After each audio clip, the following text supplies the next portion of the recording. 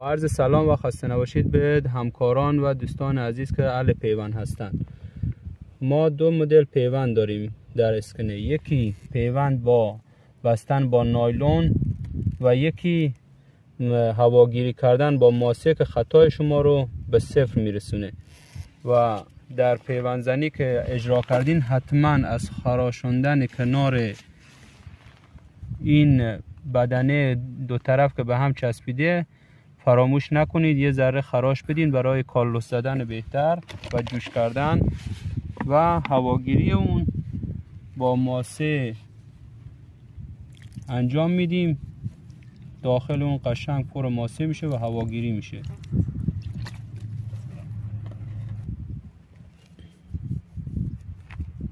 ماسه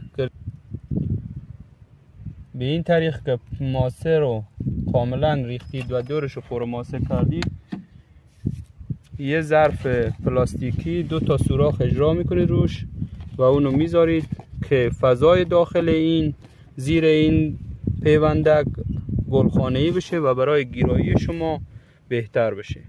ممنون از شما. خداحافظ. با عرض سلام و خداوند. اینم از پیوند مدل نایلون مربوط به پست قبلی که برای باز کردنش بهترین زمان، و اینم از رشد رویشی دوستان.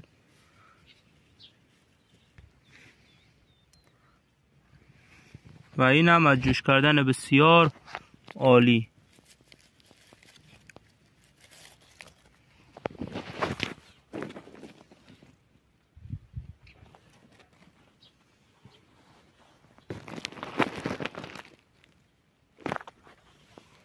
موفق و پیروز باشید. با عرض سلام و خسته نباشید. 2 مرداد ماه 1403 رنگگیری کامل انگور زیبای موندراب و اینم از کیفیت و بدون هسته بودنش و اینم از دونه های بسیار درشت و خوشمزه.